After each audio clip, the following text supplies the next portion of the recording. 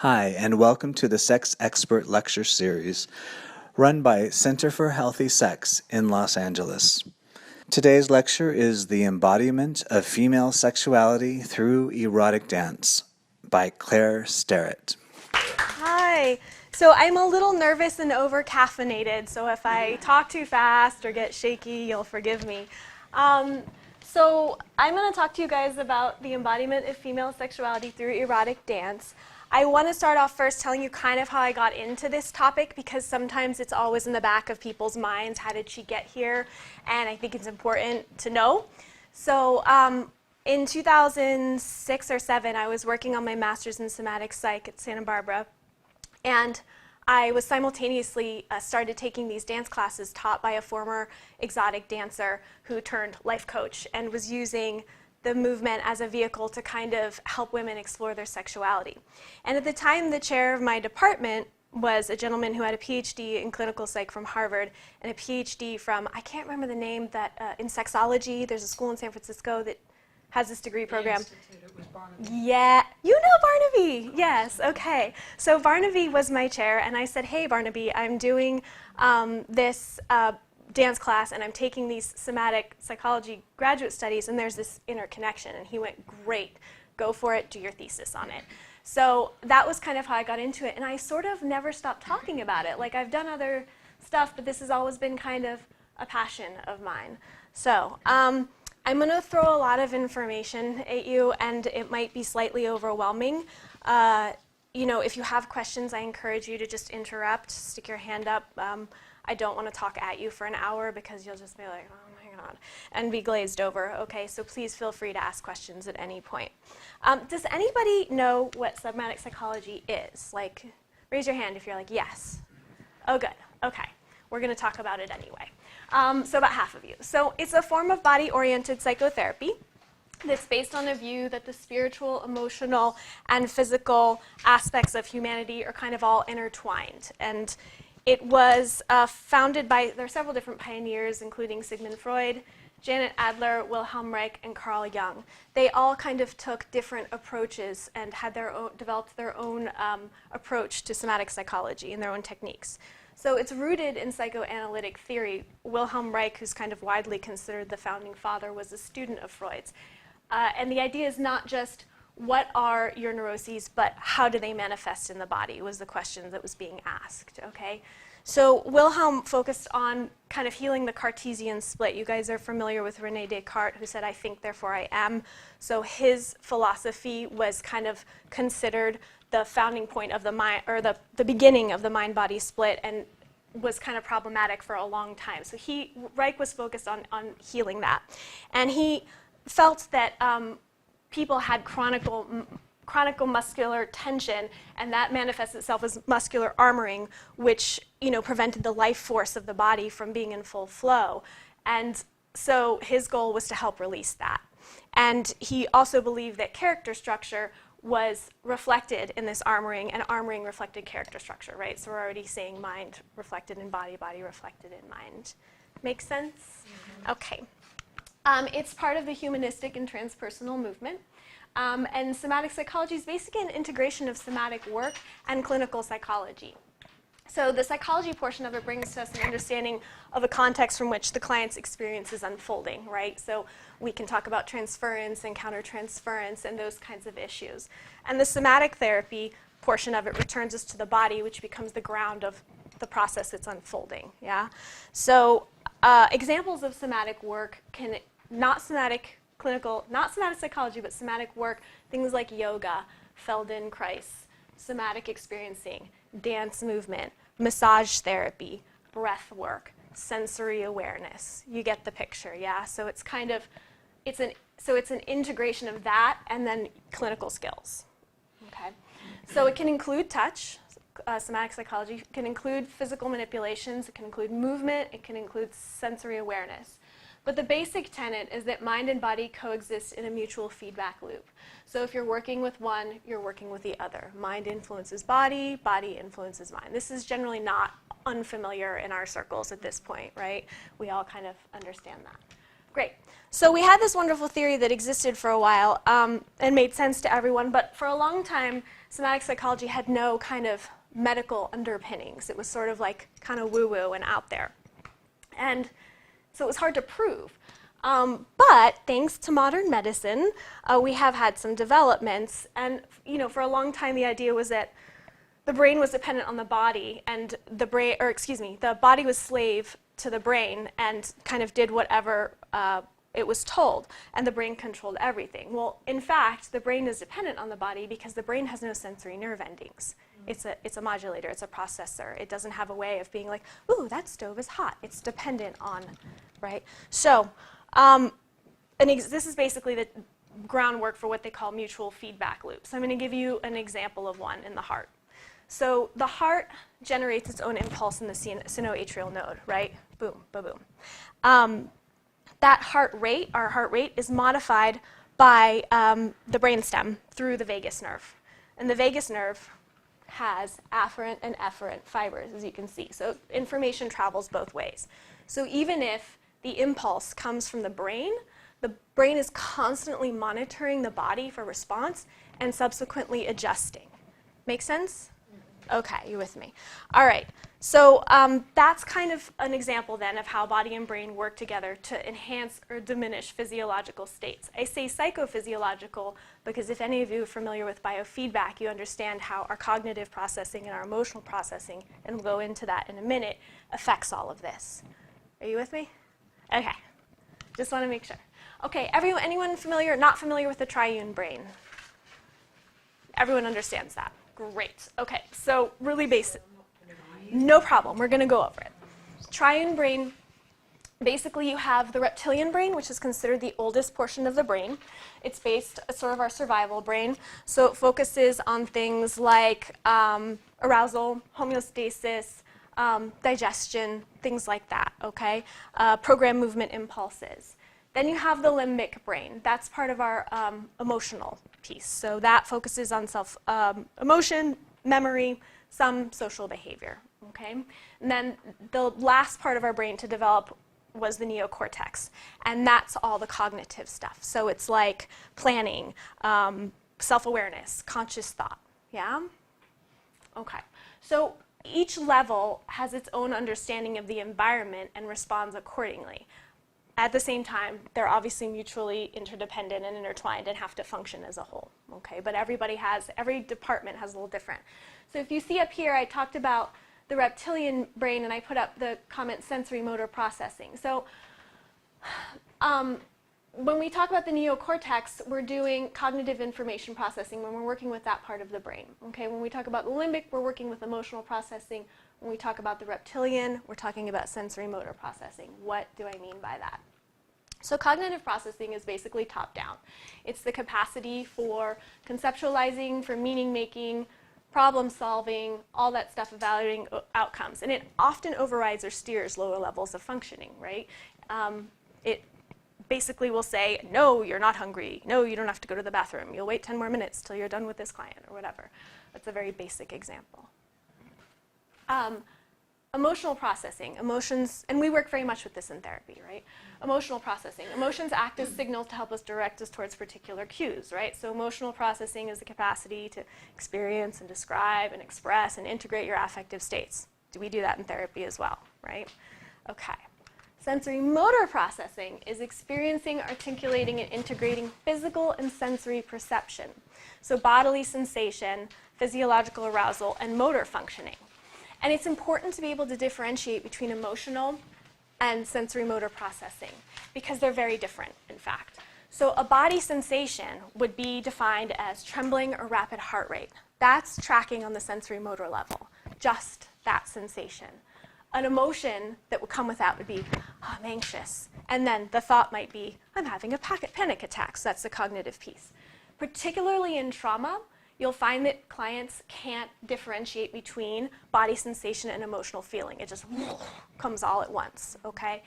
Beginning to work with sensory motor processing can help to tease that apart. Does that make sense? And we're working on the 3 different levels here. Everybody with me? Are you bored yet? Okay, good. Okay, So movement. So this is where movement kind of fits into this piece. Oh, and just to go back real quick. So when we're talking about emotional processing, we're talking about these different levels. Sensory motor processing is connected to the body through somatic markers. So bodily feelings will help inform our cognitive processing, right? So does that make sense? Sorry. And then emotional processing is also connected to the body both inwardly. So, hey, I'm nervous. I've got these butterflies in my stomach. I'm nervous. Or you can see a clenched jaw, right, in anger. So you have these somatic cues that come in on these different levels as well, right? Okay. So movement's included in the sensory motor level of information processing because of its obvious somatic component, right? It's of the body, right? But it's actually the frontal lobes that are home to the motor cortex and the premotor cortex, the parts of the brain that are responsible for many forms of movement. I want to take a minute, though, and define movement. So movement can be anything from voluntary to involuntary, conscious or unconscious. It can include digestion. It can include walking. It can include any of the above. Okay, so we're giving a very broad definition. And the involuntary movements are generally housed in the reptilian brain. We don't think about digesting our food, right? We just do it. Breath is both reptilian, but also up here, because we can control our breath. Make sense? Okay. And this is just a little tidbit I find so fascinating. The same areas that generate reason and help us to solve problems are also involved in movement. So I'm not going to get into this right now because I don't have a firm enough grasp, but if that's something that interests you, I highly recommend picking up Pat Ogden's book on sensory motor processing because she goes into a great amount of detail about how that can lay a blueprint, you're nodding, about who we are and how we actually operate in the world. Could you repeat that book? Yep, Pat Ogden, what's it called? Something sensory motor, trauma in the body, something approach to sensory motor processing. It's one of her first books, I think. So she has a second book after that. Okay, so if we think about that, then the same movement made over and over and over again can ultimately mold the body and contribute to the maintenance of cognitive and emotional tendencies. So the posture of a startle response in a client is a great example of that. So let's do this with me. Pull your shoulders up, drop your chin down, round forward. Okay. Okay, how are you feeling right now? You can just say out loud, like, what? Yeah. Uh-huh. How's your breath? Can you, yeah. Okay. Anything else coming up? Tension in the back. Yeah. Okay. Feeling a threat. Yeah. Yeah. So this is something we do, right? It's something we do when we've been scared or whatever. If it becomes a chronic posture, it has the potential, right, for the individual to begin to experience emotions such as fear and to have thoughts about impending danger pretty chronically. So this can become a marker that you would then reflect back to the client over time. We'll get to that when we talk about interventions. But does that begin to make a little sense of just how we hold ourselves? All right, okay, great. So how does it fit together in therapy? So basically, top-down direction is harnessed to support sensory motor processing rather than manage it, okay? So let me give you an example. Mindfully track, that's a top-down process, right? We're using our neocortex. A sequence of physical sensations, so in that case it could be, I just have this tingling in my arm. Okay, great. So let's focus on that tingling, sensory motor, as they progress through the body and disregard the emotions and thoughts that arise until the sensations reach a point of rest and stabilization, which is basically completion. Questions? Okay. So the client's awareness of this sensory motor processing exerts kind of a positive influence on emotional and cognitive processing and vice versa. Movement and body sensation and thoughts, these are all kind of viable targets for intervention. When we get to interventions, we'll talk about that. But you can look at a movement that someone is doing. You can work with a sensation they're having. You can work with a thought that they're having and take that to the body, right? We'll go over that later. But both top-down and bottom-up approaches are necessary as interventions. Obviously, if you were squashing the sensory motor piece, you risk not having, not correcting a maladaptive response. At the same time, if you were just like, hey, we're really going to dive into this whole movement piece, and there's no emotional or cognitive support, there's a high risk for emotional hijacking and flooding, which can create secondary traumatization, and obviously nothing's going to get integrated at that point. So you need all of the levels, yeah? Okay. Lovely. So what in God's name does this have to do with dance and female sexuality? Okay, I bet you probably already know. So there are a variety of methods for exploring sexuality in women. Some address the body, some don't, or they only address the body. Sexuality is something that's primarily experienced and expressed through the body and mind. It's both, you know. When one is able to be embodied, and we're going to talk about that on the next slide, so that is present in their body mentally, emotionally, and physically, the exploration of their sexuality can be significantly deepened in a clinical setting. A possible vehicle for exploring embodiment and sexuality simultaneously is dance, and we're going to talk about that in a second too. Okay? So embodiment. Sorry, this is really text heavy, but it's important. This woman, Susan Blackstone, gives this definition of embodiment that I'm going to read that is so subjective, but it really is a good definition. Embodiment is having the experience of being in the body while simultaneously being aware of or observing this experience. It's a simultaneous flow of awareness, emotion, and sensation to all parts of the body. Okay, why is that important? Well, by reconnecting with our kinesthetic sense, so our ability to feel our bodies move, we're able to access and inhabit those bodily sensations. And those sensations, as we just mentioned earlier, have valuable information about our psychophysiological states. They're important. So working with embodied movement can provide an avenue for healing psychological pain that cognitive processing or emotional processing alone can't necessarily access. So the value of embodiment and embodied movement then is a greater level of self-awareness, which in turn leads to more choices in our behavior. And as we learn new ways of listening to ourselves and new ways of being in the world, we have more freedom in how we want to express ourselves. And that is, after all, the goal of therapy, right? Is greater freedom of choice and a more range in our toolbox, yeah? So simply put, working with embodiment can be a discovery of what a person is like because they are often like their movement, okay? Any questions? Okay. All right. Embodiment and sex. I don't think there's any place that we are more disconnected from our bodies than in the realm of sex. I had to put these images up because it's overwhelming, right? You end up in a state where we either have the choice of being completely objectified or being completely disconnected. So just taking in these images is just, I'm overwhelmed. So our culture manages to simultaneously be totally obsessed with sex on the one hand and then totally divorced from their bodies on the other, okay? And we live in an image that's saturated with these kinds of images every day. I love this Google search. Women need to be put in there. Are you kidding me?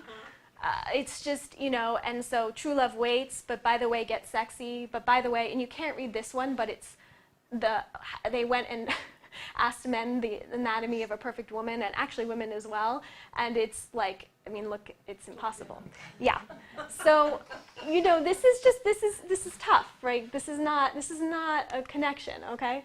So this is from Barnaby Barrett, who was my chair, put together a very simple breakdown of what he called the cognitive dissonance surrounding sex. And he looks at it like this. That we have a fear, our culture has a fear of sex and what he calls our erotic potential. And our erotic potential is basically our capacity for pleasure and our capacity to be connected to ourselves and other people. Well, this disconnect creates an obsession that either manifests itself in the objectification of sex, which is anything like this, plus add porn, plus add Girls Gone Wild, plus add whatever else you want, or an obsession with the censorship of sex. So that can look like purity rings. That can look like wait until you're married. That can look like only have sex in the missionary position. That can look like homophobia. That can look like a lot of different things, yeah? So but there are two sides of the same coin, right? They're two sides of the same coin. And anytime you have an obsession, you usually have a compulsion that goes along with it, right? And obsessive-compulsive behavior is not conducive to a relaxing connection with pleasure and sexuality. So, and when something is distorted obsessively, what's the underlying operation usually? Well, anxiety and conflict, right? is usually underlying obsessive compulsive behavior, and shame and guilt. Okay, so you get the picture? This is kind of some of what goes on in our culture. So bottom line, marginalization of the body is kind of one of the inevitable byproducts of living in a society that does that, right? There's no embodiment in either one of these. Being sexually embodied means being emotionally and somatically aware of our desires, right? And tracking sensation, fantasies, and feelings from moment to moment, and engaging them in a safe and sane and consensual manner. So it means understanding and reconnecting with the power of our own erotic potential and letting go of shame and fear that we have about the sensuality of being human. All right? So, just to break it down for you, embodiment requires that we be able to listen to our body's experience and notice the areas that are numb and aching, as well as the areas that are filled with pleasure and open. Sexual embodiment requires that we be able to engage in the sexual pleasures of our body, and if we can't at least let go of the accompanying fear and shame, know that they're there. You know, be aware of what's with us. One of the most effective ways we can do that, and that I think women can gain an authentic connection to their sexuality and erotic power, is through working with the body and the mind. And because dance is an avenue for working with the body, and you can add a cognitive aspect to it, and because it's inherently sexual, it has the potential to serve as this tool. Erotic dance in particularly is overtly sexual and has always been, by the way, throughout history, a way for women to express their erotic power. So it's not new, okay? And we'll go over that in a minute too. Any questions? We're going to kind of shift a little here. Okay. All right. So what is erotic dance? Well, there is this awesome cultural anthropologist named Judith Lynn Hanna. Does anyone know her? Okay.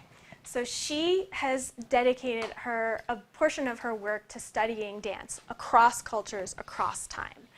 And I'm going to read this really great quote she has about dance. And then we're going to talk a little bit more about aphrodisiac or erotic dancing. So she says, using the signature key of sexuality, this is all dance, by the way, essential for human survival and desirable for pleasure, dance resonates universal behavioral needs and particular concerns. With the medium as part of the message, dance evokes, reinforces, and clarifies desires and fantasies, some of which would otherwise be incoherent. Holding up a mirror, dance says to us, look at yourself or how you might be. The image we see may be pleasing, awkward, or even terrifying. Kind of like sex or relationship, right? It is a mirror. Okay.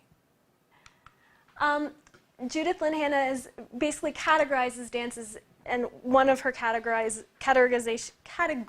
my goodness, is aphrodisiac dancing. That's a form of erotic dance. They're kind of interchangeable. So she went ahead and across cultures, this is what she found, the categories she found for aphrodisiac dancing, why it happens in multiple cultures. So one reason is courtship or illicit procreation. So you're at your cousin's wedding and you're like, hey, you're cute, let's dance, I like you, you know. Another one is just the display of sexual self, so a celebration of sexuality that's really just a means to an end. Look, I'm beautiful, I'm amazing, celebrate me, okay? The sacred, so demonstrating spiritual love. Temple dancers are an example of that. Sexual scripting, so what it's like to be a man or a woman in a certain culture. Dance can be a great avenue for that. Cultural subversion, so men dancing in women's roles and vice versa. Sexual sublimation, so you can get orgasmic gratification can come from an actual or empathic dance involvement. And we see that in clubs. We see that in a lot of places, okay? What's that? In Brazil. Yeah. So, and this is not just studying North American culture. This is across history and cultures.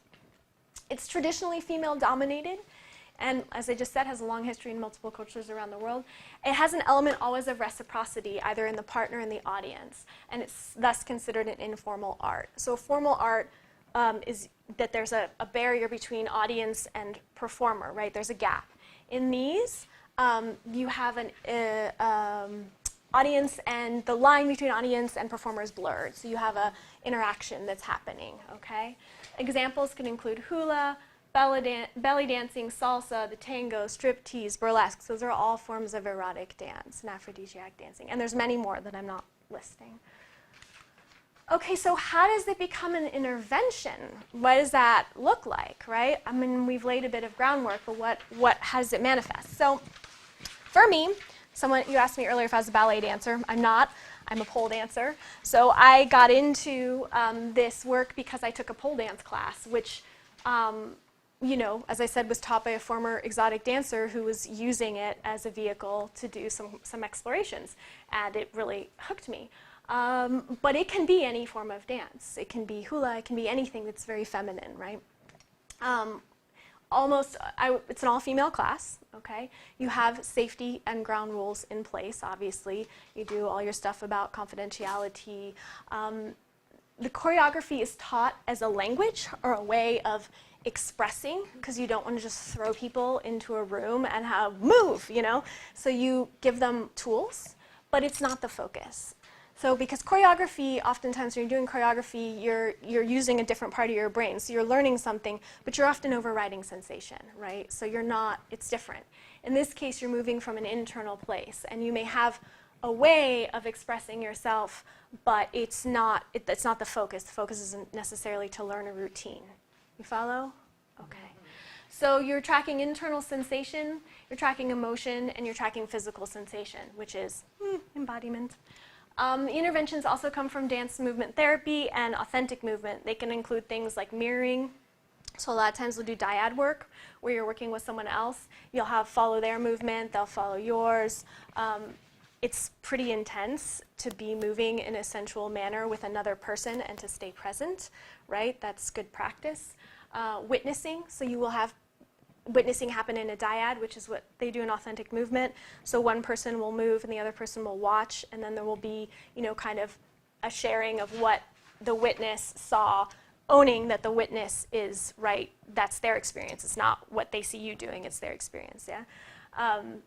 There's organized movement sequences, so then that's going to be sort of telling a story. So there'll be a framework in which you're given to move. Moving from impulse, which I said, and then exaggeration of movement. So one person will move, and then this will happen in mirroring. The other person will move and do it bigger or add on, so kind of like telephone, but with movement. And all movement is integrated with cognitive processing facilitated by a therapist for reasons that we have already covered. So it's not just dance class, right? What was AM? Oh, authentic movement. So DMT is dance movement therapy, and AM is authentic movement. Authentic movement was, I think it's Marie Stark's Whitehouse who created it, and it's sort of one of the foundations of dance movement therapy, or kind of a shoot-off, if you will, yeah? Okay. Benefits. Okay, so sadly there's no formal data on this, but I plan on changing that this year. So I'm going to actually do some research to see what the benefits are and what people have. I'm going to do kind of a survey to start, and then I'll be doing 6-week classes where I will have hopefully some people who are willing to be participants and take pre and post and all that and get research, because it's important. But I do have a lot of anecdotal data. And the stuff that I hear the most, I'm going to read off my sheet here, is confidence. So I statements, I feel good about myself. I apologize less. I feel more of a right to take up space. I know my value. Increased desire. I want sex more often with my partner or whomever. I masturbate more. Better body image. I'm more accepting of my shape. I see beauty in every woman's body. I like how I look. My body is stronger, because this is exercise. So we don't necessarily have time to get into all that, but it is exercise. Setting boundaries. This is one of my favorites. I know what I want and what I don't want. I have experienced pleasure in my own body, and I know what it feels like. I can say no. My sexuality is mine. This is a big one. There's a woman named Deborah Tolman who wrote a book called Dilemmas of Desire. And since she wrote that book, there have been other follow-up research studies on this phenomenon that she talks about, which is that when you go and talk to adolescent girls about sex and desire, and you ask them, well, how do you know what you want or what you desire? 9 times out of 10, their response is, if he or she wants me, I want them. So their experience of desire is being desired. And that is very problematic for setting boundaries. Because if you don't know what you want, well, then you can't say what you don't want. and your boundaries are so porous, right, that you can't actually say, oh, no, yeah, I don't know. And I think it can lead to a lot of miscommunication with sex, especially with younger people. So being able to be in an environment where you don't have other people around, you're exploring your sexuality for your own purpose, right? And you're learning, masturbation is a great way to do it too, but this is a little more integrative, it's a little more involved. Oh, I can figure out that this feels good and this doesn't feel good and this body is mine, and I want to do this and I don't want to do this and my sexuality is mine, right? So I really love that about this work. Understanding desire, so pleasure can be just for me. And then an increased sense of connection to other women. So women are safe. I know that other women will support me and I know that I can connect with them. Also really important because that doesn't always happen, and we don't always live in a culture where those kinds of bonds are forged and supported. So there's a lot of that too, a lot of community that comes out of it. I cannot ever give this talk without ever talking about cultural barriers because there's a lot of them. I love this. Can you guys read this? Yeah. Yeah. So, just two sides of the same coin, kind of. Does everyone know, anyone know what the Madonna whore dichotomy is? No. Yes? No? No, I don't. Okay. So briefly, it's this wonderful culturally structured split that we have, where a woman has a choice of being either a respectable female, so she's demure, she's honored, she's respectable, she's the mother, daughter, wife, she's marriage material, right? Or she has the choice of being a whore because she's sexually provocative, she's tarnished, she's usually the mistress, she's the slut, she's whatever. And you can't be both, right? You can choose one or you can choose the other. It's just really great, and you're damned if you do and you're damned if you don't. It's a double bind. It's alive and well in our culture. It's much better than it used to be, but all you gotta do is go on social media and you'll see that it's alive and well, okay? That can be a barrier. People will say, I don't wanna go there. Why would I go there? I'm this kind of woman, not that kind, and then their minds will have that separation. Well, no, we're both. We're all both. Those archetypes exist in our psyche across the board. It's not one or the other, yeah? Raunch culture. Is anyone familiar with Ariel Levy's work, Raunch culture? Okay, so raunch culture is another construction that was defined by a woman named Ariel Levy who wrote a book called Female Chauvinist Pigs, and she makes the argument that women are now objectifying themselves and others worse than men are. I don't disagree that this is a problem in our culture. I think, unfortunately, this kind of movement can get pushed in with that because pole dancing is, in particular, is viewed as a vehicle for male pleasure and nothing more, and it comes from sex work, so you have a lot of barriers around that, right? So oftentimes, well, why are you encouraging the objectification of women? My mother actually asked me that. And my response is, I'm not, I'm not. The difference between, there's a big difference between embodied sexuality and objectified sexuality. So if you have a woman who's making choices that are, from a place of empowerment because she understands her desires, because she understands her own body and what she wants and doesn't want, and part of that choice is to wear miniskirts and high heels, I'm not going to say that she's, a victim of raunch culture. I'm going to say, oh, that's what makes her happy. I mean, we have to be really careful, right? Because when we start to bring our own kind of lenses into things and say, well, why is she doing that? Or why does she feel like she needs to wax her pubic hair? I mean, that she obviously feels really insecure. No, that we're crossing lines there. Maybe that person is making that choice from a disempowered place. Maybe they're making it from an empowered place, but it's not for us to judge, right? We have to work with our clients to figure out where they're at and where they're coming from and how those choices are being made, and not put our own stuff onto it. I want to read also one other quote. I really love this. It's slightly, so it's talking about sex work, so I want you to just hold that understand that we're talking about sex work in this quote, and I'm not talking about sex work. I could have a whole conversation about sex work, but we're not going to. But this quote does talk about erotic dance. So I'm just going to read this because it it's important, all right? So the common cultural perspective on stripping or erotic dance is that it takes something away from a woman, whether it is self-respect, self-esteem, or freedom. Whereas sociologists and psychologists have historically approached the stripper as an abuse victim, perpetuating her abuse by working in the sex industry, one could make an equally valid argument that non-strippers, those who are uncomfortable with public nudity, those who confuse lack of modesty with lack of self-respect, those who perceive explicit sexual talk as inappropriate outside the bedroom or the monogamous couple, are also abuse victims, learning these psychological and social cues within a strict sexual economy that prohibits the free play of pleasure. So it takes that argument and turns it on its head. We could deconstruct that and say why it is invalid, especially within the context of sex work. We can make all kinds of arguments. But I wanted to give you that perspective, right, of why, on the one hand, it's not just raunch culture, right? There's a whole nother kind of prohibitive, that flip side of that coin, that's also policing. So we have to be aware of both. Does that make sense? Who was the source of that quote? That is in a book called Stripping, Sex, and Popular Culture by a woman named Carrie Roach. And that is a great book. She did, also I think she was an anthropologist, and she did her whole PhD. This is her dissertation, and it's wonderful. It really is an interesting look into sex work and how we perceive the female body. It's great. Obviously, but also you're going to run into the erotic as something dangerous. We don't have to look far in terms of religious beliefs and other kinds of beliefs that it's not safe to explore, and that side of a woman needs to be controlled, right? I don't generally tend to attract clients who have those belief systems because they're not even interested in coming near me, and that's okay.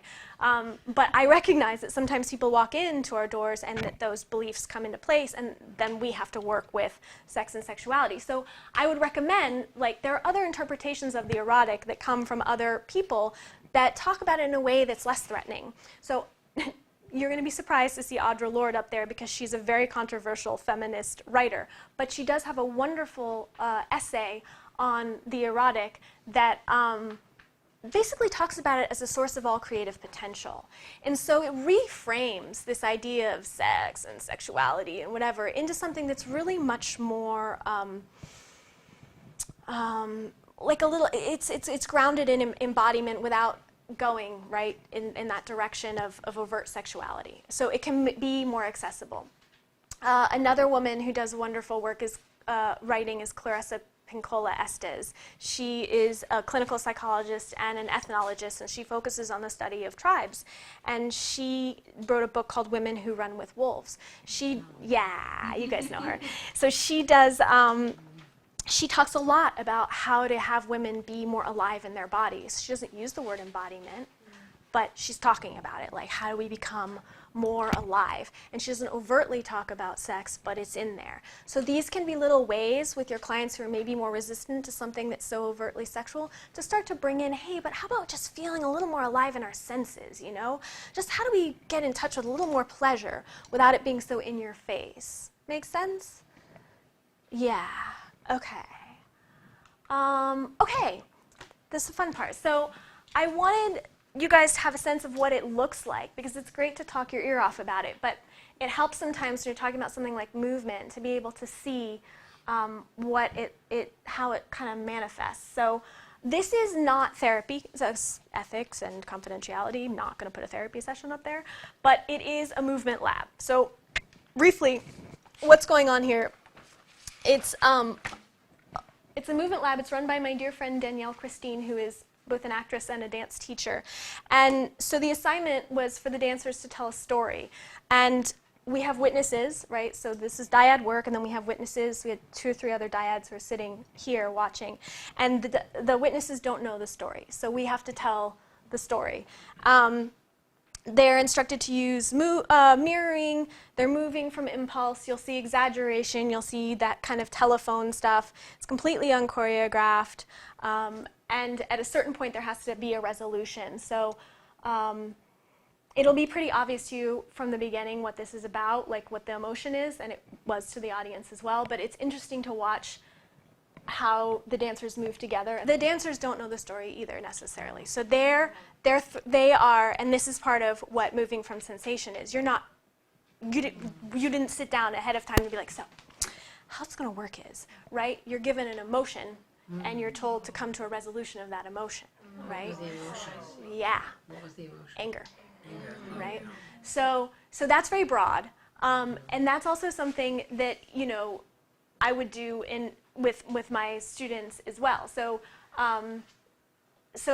you're telling a story, so that it's completely unchoreographed, right? Like there's no, hey, you got to hit this point, this point, this point. So it's an expression through the body. So every time they move, they're following a sensation, and they're having to bring someone else into that. That conversation never stops, which is actually very powerful work for staying present with your partner, because... Are they given the word right before they go on? Yeah. Yeah, no, there's no plan. It's like, okay, and you don't know what, the music is not necessarily something that they know either. I mean, the music is going to reflect the emotion, okay, because it has to. Yeah. Have you done this with two actual partners? What do you mean? Like a man and a woman or two lesbians? So I have done, here's what I have done with couples work. I have done lap dancing couples classes, okay? And I've done them in groups. And the way I got around the possible pitfalls of that, which is people jealousy, sexual jealousy and all that, is I've had the men blindfolded. So because men are such visual creatures, right, having them take this offline and start to think, okay, how else can I experience my partner? And I haven't done it. I've only done it heterosexually, heterosexual couples. Then not only does that, give the women more confidence in their movement, but it forces the men to experience it differently. So yes and no. I haven't done the emotional work with couples, no. I think it would be great to do it, I think it would be wonderful. I think it's, equally powerful for people who aren't related to do it in dyads as well. It's a different flavor, right? More questions? Okay. So, obviously you're not going to put up polls in your office just yet. Not yet. And there's only so much dance you can do. I think you guys have a handout. Do you guys have a handout for me? If not, I will. Yeah? Okay. So, I'm going to start with the stuff you can do at home. This stuff is so, basic, but feel free to make copies of the handout and give it to your clients if it resonates with you. This is ways of kind of increasing your sense, all 5 of your senses and your sensuality, and increasing pleasure.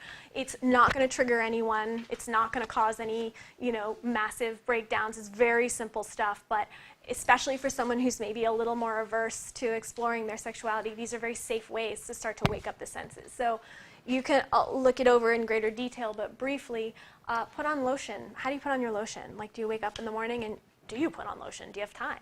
Are you like, okay, it's done, What about taking 30 seconds to just really enjoy how it smells, if it smells, how it feels on your skin. You're waking your skin up, you're tuning into sensation, yeah? When you eat, are you going to pick up a strawberry and smell it? Oh, what does that smell like? Oh, those seeds on my tongue, that's so interesting, Take it, oh boy, that's really nice. So mindfulness, right? We're bringing in mindfulness, and we're bringing in the 5 senses and how to kind of deepen our experience of pleasure. What do you do when you first wake up? I reach for my iPhone. I'm trying to break that habit. But maybe just taking a moment to stretch and be like, what do I feel like today? What does my body feel like? What's calling my attention? These are things that can help us to get back in touch with that sensual side. Music, as you saw in the video, is a very powerful way to connect with pleasure. Hearing is one of our 5 senses, and it can be a very powerful way of influencing, yeah? Okay, and then self-touch. That can be masturbation. That can just be like, I just want to massage the back of my neck today. That can be, how do my clothes feel on my skin? That can be just about anything, yeah? So just some very simple, basic things to take home, okay? In the office, body reading. So body reading is basically tracking someone's physical posture and reflecting it back to the client when appropriate. So, hey, Tom, I noticed that your right shoulder really creeps up towards your ear when you talk about that, or just, or I notice you have this holding right here at some point, right? It can be like, oh yeah, I don't know. And it could be nothing, right? They might be like, oh yeah, I just had an injury. It's fine, but it's a good way to start to explore and bring awareness to what's going on. It's also, body reading is a nice way to see how somatically grounded someone is. Like you can kind of see whether their energy goes up, up, up, or down, down, down, or whatever. Contact statements are from Hakomi. They are a really lovely way to attune to your client without forcing them to do anything. So they sound like this, like, looks like a lot of emotion coming up right now. Some sadness, huh? Seems like those thoughts are confusing. So you're attuning to your client's mental and emotional state without actually forcing them to think about it, which teaches them tracking present moment, okay? This is so overdone, but so my therapist when I was younger was a contemplative psychotherapist who was also a Hakomi practitioner, and she would always do this with me. She's now become kind of a mentor, which is wonderful. I get good supervision from her. But she, to this day, asks me this, and it works. So I always put it up here. I said, how does that feel in your body? Does it have a texture or color? Like, it never gets old, because what are we teaching? Tracking sensation, And I don't do that. I don't think anybody does it very naturally unless they're long-term meditation practitioners. So, and as we know, present moment attention to sensation is a valuable tool, as a therapeutic intervention. Ask them to perform a physical action. Like, what happens? What happens when you exaggerate this stomping of your foot? Like, what's that about? Again, it could be like nothing. I was just bored, but it begins to bring the body in. And have them move in a way that feels pleasurable. Like, so often we use our body as a means to an end. See what it's like for them to just stand up and walk in a way that feels good, not because they need to get from point A to point B. Yeah? Quick question. Yeah, please. Asking to perform a physical action, what happens? Is it just really based on... It depends on how the client responds. Yeah, because the client might be like, what do you mean? There's nothing happening. And that's fine. Or they might be like, God, allow them to give you the feedback. Do you see what I'm saying? So Sure. Sometimes it's like, people will be like, why are you making me do this? And that's okay. That's okay. Where do you go with that? Yeah, well, so then, when I work with men, it's primarily all men in the cardiac intervention group that I do. And so the intervention group that I do, we focus on, I don't do the mindfulness piece. We have like kind of a yoga class that does that, but I do the group support. And sometimes, and my supervisor gave me this as feedback, I thought it was great. She's like, look, asking men to track sensation can be much harder than asking women. And the simplest thing you can do is to literally do this, right? So squeeze your arm, right? Okay, great. Squeeze it hard. Okay, good, let go. Good. Do you feel any difference between your left arm and your right arm? Yeah. Okay, that's kind of what we're looking for. That's just the beginning, right? Because if you are that divorced from your body, then you need to start there. Okay, I'm aware of our time, so I'm going to zip through this. Contraindications, psychosis. Okay, so this is an intervention that can help with rigidity by focusing on internal sensation, right? But if you are totally chaotic on your inside, as psychotic patients often are, it's too overwhelming. They can't. So don't. Poor boundaries. If you're really, truly personality disordered, it's going to be in a group very hard for you to respect others, as we know. And because of the sexual nature of the movement, I would be cautious. So individually, that's a different matter, but in group in particular, it can be challenging. You have to use caution with trauma victims. There needs to be a lot of titration and a lot of cognitive support, because trauma victims, like I said earlier, can't pull apart always the sensory piece and the emotional piece, and there's a high risk of flooding and emotional hijacking. So you want to make sure, in fact, if I knew I was working with, I would work with trauma victims separately in this kind of a group. I would make their own group. I wouldn't throw them in the mix. It's too much, right? And again, I just want to reiterate the importance of cognitive processing as part of the intervention. Too often you have people who will do somatic interventions who aren't clinicians, who then take people to places that they're not able to bring them back from, or that end up doing a lot of damage. And I find that heartbreaking, because people are ultimately looking for healing and they end up getting re-traumatized or getting flooded and never really resolving, right? Okay, last little bit. We have just a couple minutes left, so I can't talk at you the whole time. Well, actually, I'll give you guys a choice. have questions, do you have questions, or do you want to do a brief sensory exercise? It's your choice. Sensory exercise? Great. Okay, because I mean, it's somatic psychology. I'm not going to talk at you the whole time. So go ahead. Let's stand up. Go ahead and stand up. Okay. And put your things down.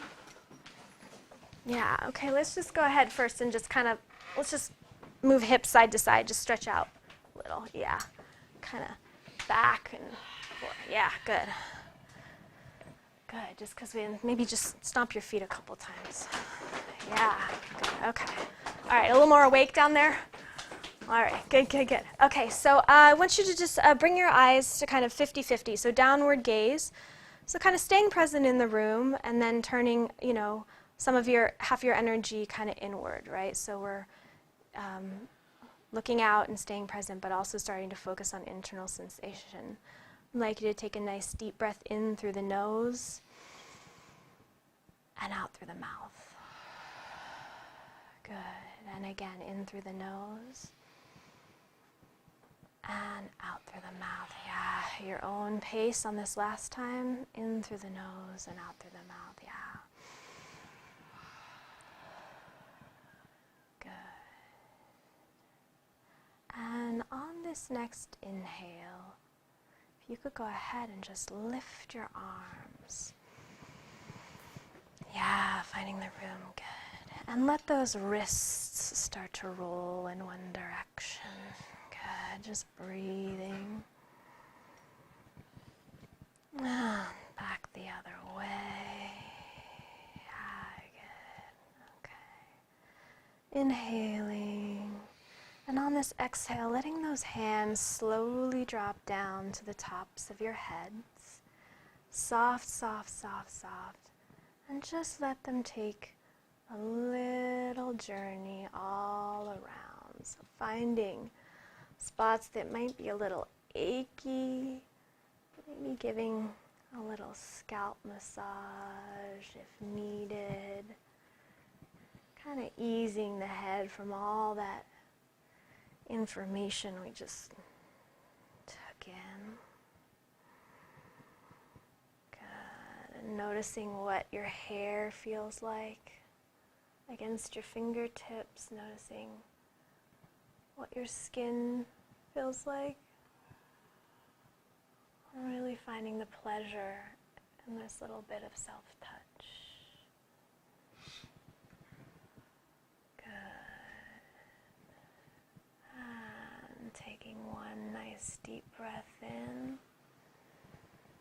Letting those hands drop down slowly, slowly, tracing the curves of your bodies. Good. And bringing the attention back into the room. Deep breath. Thank you very much for coming and listening.